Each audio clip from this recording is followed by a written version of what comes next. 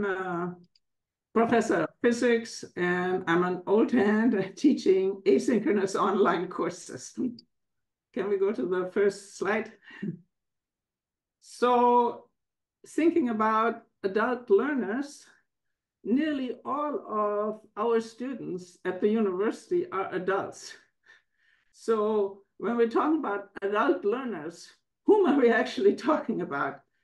And I think that when we talk about adult learners, they fall into a category of non-traditional students. They take college classes a relatively long time after they have finished high school. And they usually are employed, they work full time, they may or probably do have dependents, and they're financially independent. They pay for their own education, not their parents paying for their education. And they have various reasons for re-entering or entering college. One of the reasons is opportunities for advancements or for better pay in their current job. Maybe they need a certificate. Maybe they need a particular course, and it will give them a better opportunity or a raise in pay. Another very common reason is they have started a degree as a traditional student, but not completed it and now want to complete it. They want to stay competitive professionally because maybe the area that they are working in is advancing rapidly and they feel they need some help staying competitive. And also very common is career change. They want to go from an initial career to a different career, and they need to have some additional credentials to be able to do this. And then there's probably a lot of other reasons why they would re-enter college. So the question then is, how can we as educators best serve these adult learners? And I don't think there is a single technique that accommodates all adult learners. There are so many different programs and courses, and the requirements for these are significantly different. But it's usually said that most adult learners prefer asynchronous online courses that can be worked into their busy schedule. That is particularly true if they don't live in a town where there is a college or a university that they could attend in person. If they have the opportunity to attend in person, I have from personal experience met many people who actually prefer coming to the university, but for many it's just impossible. So I think what all asynchronous courses for adult learners and probably all learners should have, and I made a list there, they definitely should have clearly defined goals and objectives. Students that register for this course need to know what they are registering for. In particular, adult learners, does it really serve the purpose that they have for going back to the university? Then the course should have a schedule, and I'm going to explain very well with deadlines. What has to be accomplished by what date? And both the students and the instructors have to stick to this schedule because adult learners have to be able to plan ahead. There should be enough lead time to make it possible to stick to the schedule and submit all work on time. So you can plan ahead, and if unexpected things happen, you don't fall back. You have enough time to submit your work. You can start it early and so on. Then I think it's very, very important to have practice assignments for students to check their understanding. Without this feedback to them, they really don't know where they stand in the course. And I want to also provide, and I think that's important, feedback from a live instructor, not just from a computer. So if they have questions, if the answer that they get from like a program isn't good enough, the live instructor has to be able to jump in and give feedback to the students. And I think they should have a way to communicate with their fellow students, because that's how they get a lot of feedback, and students explain things to each other, and the best way to learn is to explain it to somebody else. Can we go to next? Why am I so set on having deadlines? Well, I have been teaching asynchronous online courses for a very long time. From 2003 to 2010, I taught an introductory physics course in an online program at UTK. That was a program that allowed non-UTK students to enroll anytime from anywhere. There was no other requirement, as you have to finish it in about a year. And the students that were enrolled were mostly adult learners. And the course had the same structure as the course I'm teaching now, but no deadlines, because it was specifically anytime, anywhere. And the students who finished the course usually did quite well and gave very positive feedback. But many students never finished the course. I think about half the students never finished the course. They worked through it, maybe half of it, maybe even 3/4 of it, and then nothing. They just did not continue. Now, non-UTK students have to enroll together with traditional students in a semester-long course with deadlines. And of all the adult learners that have been enrolled, and there are quite a few, if they have been enrolled after the second week drop deadline, all have finished the course. So I think at least for a linear science course, where module 2 is following module one is required to understand module 2, and so on, that it is very important that you have a schedule with many spaced deadlines for retrieval practice, and that is an important part of the course design.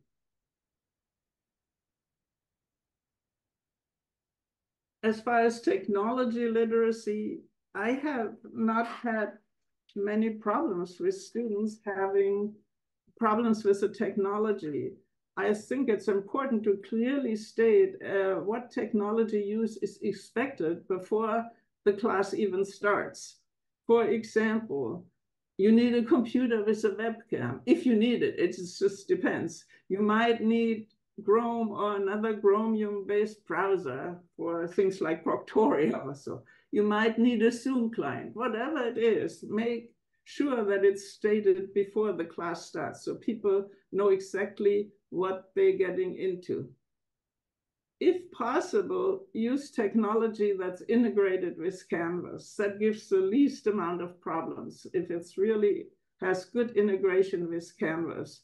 And if you require software provided by UTK. And then provide detailed instructions of how to use the technology and the software, and either produce instructional videos of how to use it or link to instructional videos of how to use it so that students can go through it step by step and feel comfortable about it.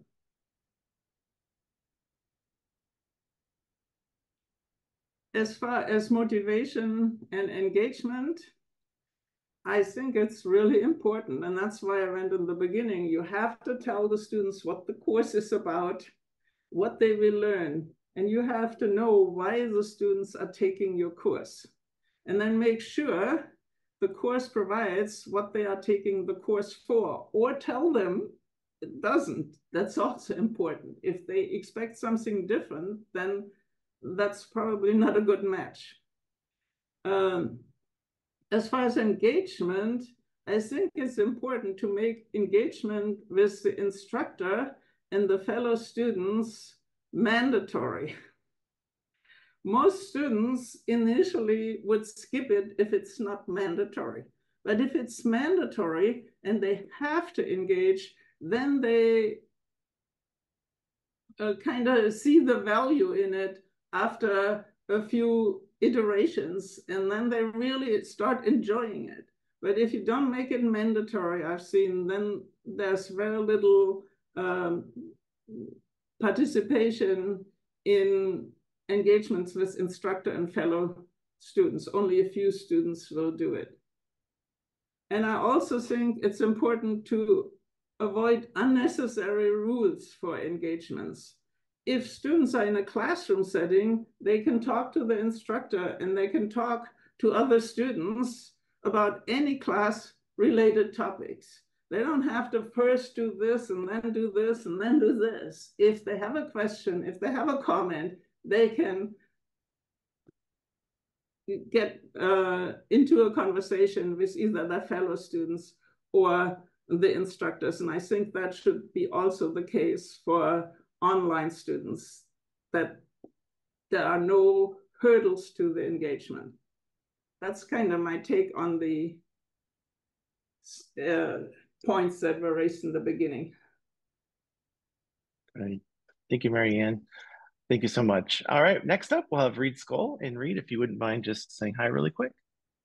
Hello, Reed Scull here, and it's a daunting task to follow Dr. Breinig, and I really could just finish up by saying yes, like she said, and then I'd sound a lot smarter. But since I've been invited here to speak, I'll be the thorn amongst two roses here. We have some outstanding faculty that I'm able to talk with and join in the discussion, and I'm honored. And I thank Igor and David for inviting me to this.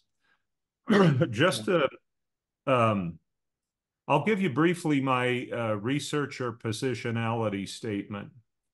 I study higher education administration, and I really strongly believe that higher education in many ways is in a crisis and is finding it's a struggle for us to sustain ourselves. And I think I struggle a lot with my teaching and keeping it current pedagogically. And so I have to reflect and take responsibility for my vision of teaching and learning, and understand pedagogy, and understand how what my institution is purposed to do, and who my students are, and what the possibilities are for the future. So I'm in a constant state of struggle, thinking about how I can do differently and maybe better. And so I think we do have to really recognize, I think what Dr. Breining said about adult learners is just so apropos for what we do. About 75% of all higher education students in America are or could be classified non-traditional. And part of this is the adult learner. They're adults. They're older than students used to be. And so this kind of comes to the point that our adult learners have a different station in life. I'm quoting a community college studies professor, George B. Vaughn, by using this terminology, but he said in the 80s, adult learners are situated in a combination of work, family, and learning demands, and the demands shift and change in importance frequently, and learners are constantly trying to take a triage approach to meeting all of these competing demands. And so when I interact with my students, I try to remember that and try to be flexible. I do agree with Dr. Breinig. You have to be clear about deadlines. If somebody misses a deadline, what I ask them is, what would you do to be fair to the others that made the deadline? And you'd be surprised how that shuts down a lot of late turn-ins. But sometimes students will come forward and say, look, I need to have a penalty or a deduction so that I'm fair to my colleagues. I don't even have to, a lot of times I have to say, wait a minute, that's a little bit severe. But that's the technique I use to kind of encourage students to be cognizant of deadlines, and I do try to be very clear. Could I get the next slide? And yeah, thanks, David. So common challenges, I think adults are juggling work, family, hobbies, and their time and attention is divided. They have scheduling challenges. So do traditional learners. I think even children have scheduling challenges.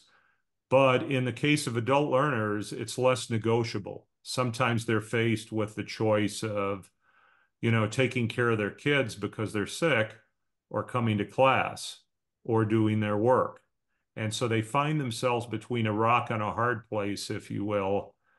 Sorry to speak in idioms, but that's a frequent position that they're in. But they bring a lot of assets, and I try to remind these students about that. And they have many of them have wonderful work experience and prior knowledge of what actually goes on in a university. I teach higher ed administration. Most of my students are community college professors, administrators, university administrators and professors. They want to get a doctorate or a certificate, and they know a lot.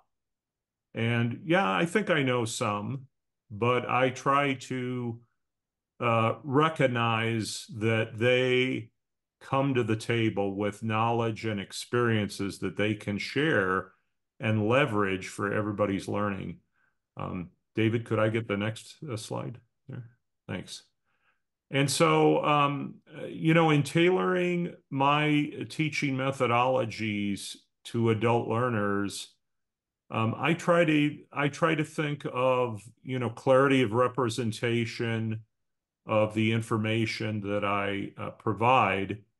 And sometimes I use what I think relates to UD, or universal design, and I try to be careful about indentations and typesettings and capitalization and levels of headings, and I try to be consistent, just in case that would be helpful. I think it's helpful to all learners, but learners with intellectual disabilities or different intellectual skills, I think, need that kind of support. So I try to do that, and anybody's willing to challenge me on that if I'm off in this. But I try to use multiple modes of assessment.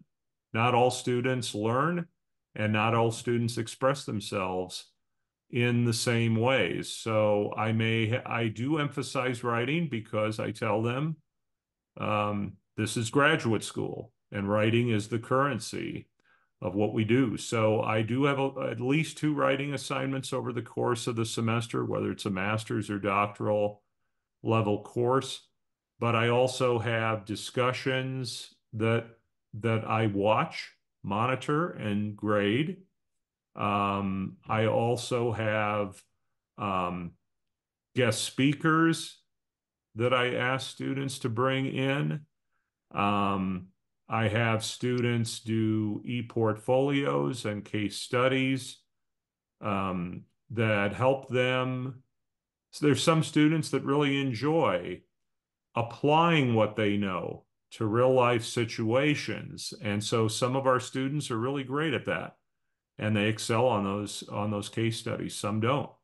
But I always try to work it out so that they're different kinds of assessments and different kinds of pedagogies and opportunities, so that in my mind anyway, everybody has a chance to learn and express themselves their way. That's very important to me. I think another thing that's an important job skill that I see lacking in many graduate students even is the ability to master the soft skills of collegiality and collaboration and teamwork. And so I don't force students to do co-writing, but I offer that as an option to students, and I give them some instructions for how they do it. And it's pretty much the same that I would do if I was writing a journal article with Dr. Breinig, and I'd have a discussion. Here's what I see as my responsibility, and here's what I see as yours. How can we negotiate that so that we have clarity and agreement on how you work together, in the interests of learning? So I do that. That's one thing that I try to do. So maybe we go to the next slide. I'm afraid that I'm going on too long. So David, just go like this. I'm a professor and you've given me a forum. What can I say? I'm going to run over. But, I think asynchronous is really important because of the scheduling dilemma.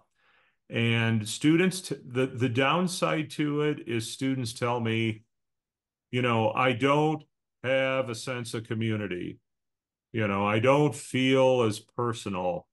And I acknowledge that. It's harder when we don't get together as a group, but many times I'll have optional synchronous meetings at different times of the day and different times of the week. This gives my wife the fits, but I tell people, look, I'll have classes, I'll have synchronous meetings in the evening, or I'll have an optional Saturday morning coffee show in the morning, and I just sit there with my cup of coffee and see who comes in to chat with me. And, so I try to address this, I wouldn't say it's a beef that students have, but students, they're customers in many ways today. It's not like when I was a student way back in 1983, where we just sat and worshiped professors and listened and took notes. This is a different era, and they feel free to tell me what I need to do better, and I relish that. Quite frankly, I consider it free consulting services. And so I listen to them, and I'm mindful of this problem of community that comes when you don't get together at the same time in the same place. And then, I just make it, I have to make teaching a priority. And I would imagine my much more accomplished colleagues, Dr. Misawa and Dr. Breinig, they have heavy research, service, and advising responsibilities. And I do too. It's probably less, but I've got to crank out a couple of articles a year. I've got to go to national conferences. I advise 65 graduate students. And I try to tell my students, look, I just don't show up for class. When you don't see me, I'm pretty busy. So it may take me 24 hours to get back to you. But what I do is I make time for teaching because it is my priority. And I really believe it's my raison d'etre, if you will, my reason for being. I don't know how you justify being a professor if you don't care about teaching and learning. So I am in those classes. I really believe in the concept of instructor presence, and I'm in those classes 4 to 5 days during the week, and over the weekend, I take Sundays off for grading. And that's what I tell students. I'm not going to be in a class on Sunday. I'm grading your stuff. So, and they know that, and they don't mind. But our students are working, and sometimes they're working on the classes at 2 a.m. in the morning. And so it's a different kind of mindset, and how it forces us to consider our commitments to teaching and learning activity. And I think that may be my last slide, but hopefully for you all, that's my last slide. No, technology literacy. I agree with everything that Dr. Breinig brought up about this issue, but I'm really concerned with information literacy, which I think is wound up into data literacy. Data literacy is a closely related topic, and it's all about how you visualize and receive information and what the quality of the information is that you're getting. And I absolutely insist that every class I teach has a information literacy and libraries week. And it's actually in 2 of my 3 classes that I'm teaching this semester. This is information literacy and libraries week. And the librarian, the digital librarian at our university, helped me set up a module, for discussion and readings and selected readings. And she comes in and makes comments. And obviously, I like to make comments, so I go in and I make comments, and the students generally engage pretty well. I do have clear expectations. I want students in there commenting and engaging and reading, but they outstrip my expectations in the main. And I think they appreciate having interaction and contact with a librarian. And I think that's critical in graduate school. Our students are doing literature reviews and dissertations, so it's important. And then motivation and engagement. I'm trying to get away from teaching. I'm just going to tell you right off. I'm trying to get into facilitating. And so that I'm really horrible this way. You give me a forum and I could talk for hours. I could go another hour today, believe it or not. So I try to make them the people who talk and produce knowledge. And I provide guardrails and what my expectations are, and they seldom fail me.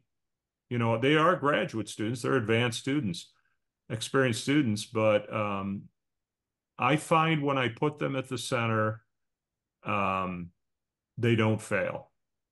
They know they're on, and the pressure of that brings forth the best in them. That's my belief. I talked a little bit about co-writing, and I talked about my ideas regarding facilitation, but I do tell students, and I think this is important, is that we all teach, whether we're in a classroom or we answer the phones or we're a janitor that cleans the floors at night. We all have the capacity to either directly or indirectly impact the teaching and learning process. And so I tell students, I'm going to ask you to facilitate discussions 1 week in the semester. And a lot of our students don't have that experience in the classroom face-to-face with students. And so I make sure they get that experience. And sometimes when I write letters of reference, I'll tell potential employers, look, this student facilitated in my higher education systems class and did a great job. Here's how it was great, yada, yada, yada. And so I try to require students being in charge, actually in charge of facilitation. And if I wasn't going on so long, I'd tell you exactly how I do that, but I'm going to spare you and give it over to Professor Misawa. Thanks for your time and attention, and I'll mute myself now. That's wonderful. Thank you, Reed. All right, Dr. Misawa, go ahead and introduce yourself real quick, and then we'll show your presentation. Okay. Hi, everyone. Good afternoon. My name is Dr. Misawa. I'm a currently associate professor in adult and continuing education, and also I'm an associate departmental head of the Department of and leadership and policy studies at the University of Tennessee, Knoxville. So before I go into this slide, I just want to say something about distance education. So distance education has been evolving, continuously evolving, I think. I started teaching in higher education in early 2000s. And one of my first courses was a distance education that back then we called as a corresponding education. So back then, not so many programs in higher education used online platforms because they were interested in doing more traditional way. But I have seen the evolution in a different phases.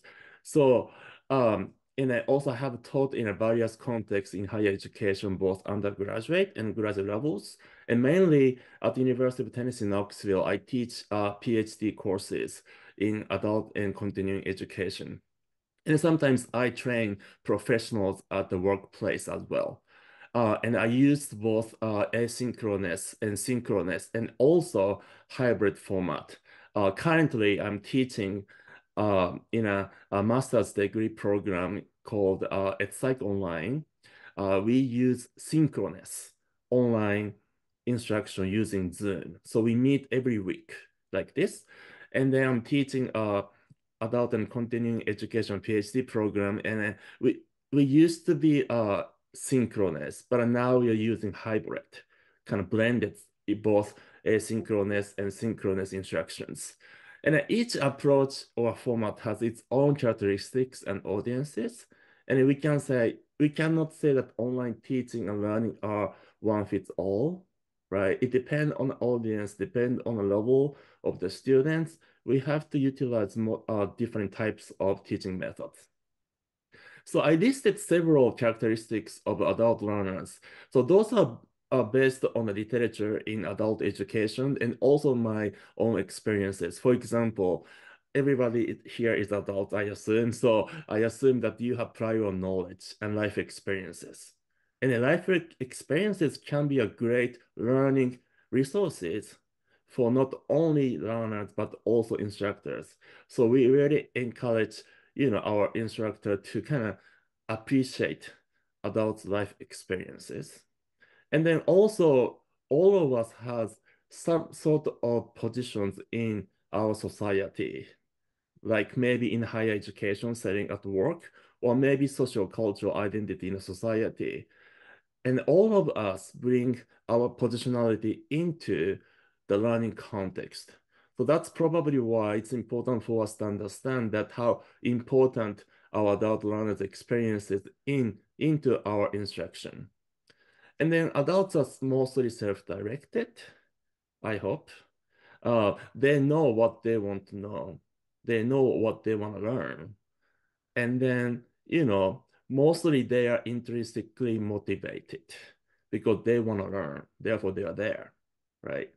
And then based on their prior knowledge and experiences, they want to see how the learning experiences or content's gonna apply to their own immediate situations.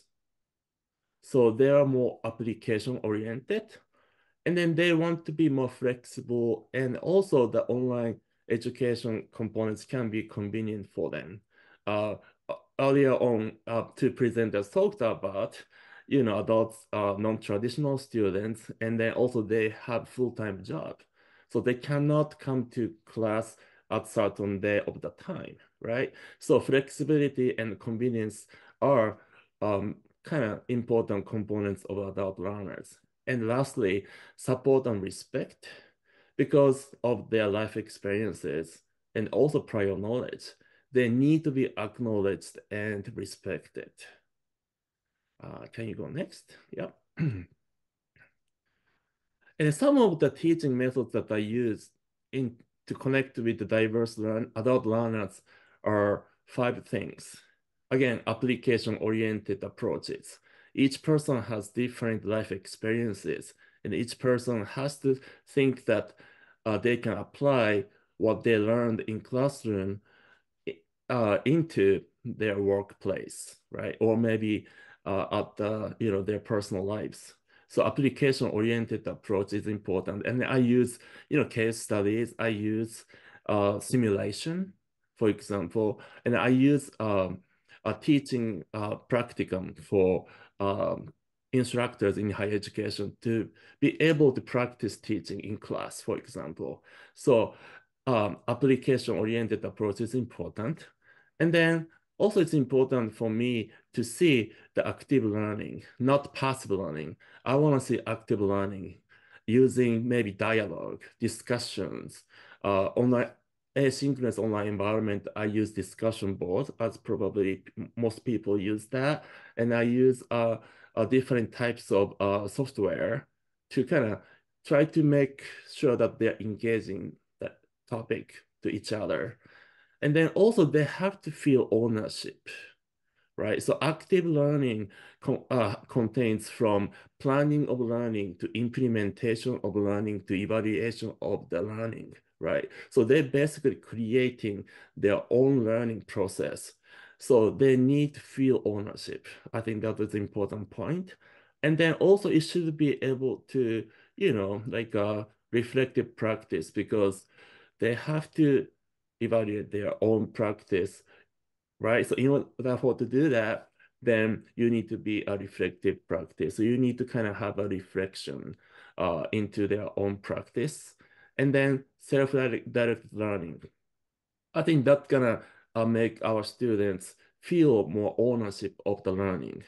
So I use a learning contract with the students to see what they want to learn and how they want to learn, and then how they evaluate their learning.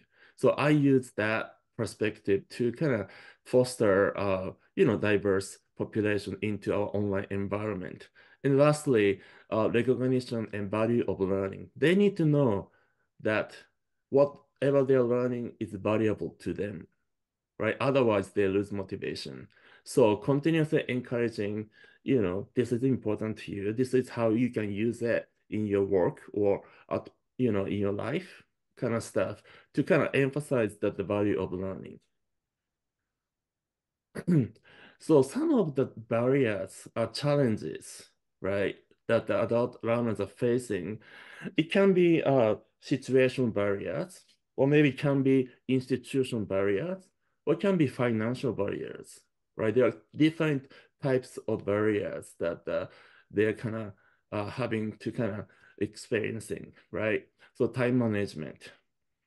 And then also, I think time management and the work-life balance, I think they kind of come together, I think. Because adult learners often have multiple responsibilities and also personal commitments, right?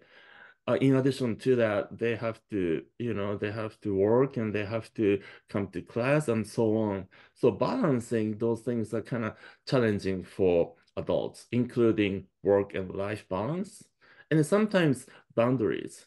People have sometimes broad boundaries, and sometimes they are very broad, right? But it's important for distance educators to realize that setting boundaries are going to be important. Like, when you want to read the reading materials, and then when do you need to do the assignment in order for them to submit on time, for example. So boundary setting, it can be important. And also that can be difficult for the adult learners. And then technology literacy, right? Some adult learners may not be familiar with technology or online platforms, making it difficult for them to navigate the participate effectively. So that can be the technological barrier there too. And then self-discipline, right? Again, you have to be self-disciplined if you are in an asynchronous environment, I think. Synchronous environment, you have to be at certain time and certain place, right? And certain day. So it's kind of easier for them to kind of navigate. But yeah, asynchronous environment, they really have to structure their own schedule. And that's something I'll talk about in a moment. And then another barrier is going to be maybe engagement, right? They maybe have limited networking opportunities. Yeah. Can you go next? And then in my own online in my own online classroom environments, I use at least these three things. Previous presenters talked about those things, but I just emphasize the structure is very, very important, right? People need to be self-directed, and then they have to make their own schedule because everybody is different. Yeah. And then prioritizing. So what's the most important things they need to do, right? So I use course assignments and course readings in a syllabus to say this is the priority of this class, and then this is optional, for example, right? So they read from the top to bottom if they have time. And deadlines. I usually talk to my students in the first week of the semester, like this week. I already talked about those three things with my students. Deadlines. I try to map out the assignment deadlines using course outline or calendar. So I tell them, this is the due date, right? So in order for you to start writing, that you need to probably do maybe 10 days, maybe 12 days before in order for you to make deadlines. But for deadline wise, I can be flexible or accommodate because I have two deadlines like for one assignment. One is actual deadline and plus second one's grace period deadline. So as long as they meet, the grace period deadline, and I accept the assignment. And I always tell my students that, our lives as adults is so complex, right? Something happens suddenly, unexpectedly. So I understand that as long as they tell me before the deadline of the assignment that, something's going on, then I can be, flexible with them. I can work with them. That's something that, I kind of do that after the COVID pandemics. And simple is best, I think, when we address the time management and work-life balance, I think, in asynchronous courses, for example, keep things simple, I think. But in order for us to do that, we have to provide them with guidelines and instructions.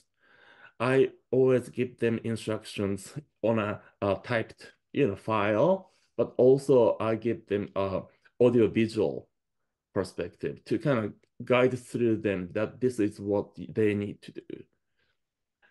And then also it's important for us to have a clear expectations. What are you expecting as an instructor? Well, what are you expecting from your instructor? And then what are you expecting from your students? So, and also what are you expecting from peers? So there are at least 3 expectation sections at the beginning of the semester in my class to do that. So we have like maybe classroom guideline and, expectations together, collaboration, I guess. Yeah. And then also it's important for asynchronous environment for us to, kind of think about is that sometimes adults are not skillful for technology, right? So that case, it's important for us to direct them to institution technology support and assistance. And then also regular check-in is going to be very, very important. Maybe, once 2 weeks, maybe once 3 weeks. You may want to chat with maybe individually or maybe in a group, small group. I don't do entire group, do a regular check-in. I do kind of small groups so that, they feel more comfortable. Yes. And the motivation and engagement in online learning. I use andragogical approach because I'm an adult educator, and I believe that andragogy is an important component when we teach adults. So that case, you may want to use some application-oriented learning approach or self-directed learning approach, and then appreciate adult learners' life experiences. And then sometimes people ask me to give them critical feedback. When they do that, I do, right? But I tried not to do much because I want to make sure that they are going to develop their own scholarship. So I give them constructive and appreciative feedback. I think appreciation is probably important for adult learners. And then I do mindfulness and check-ins. So every semester, at the beginning of every class, I have some activity for mindfulness.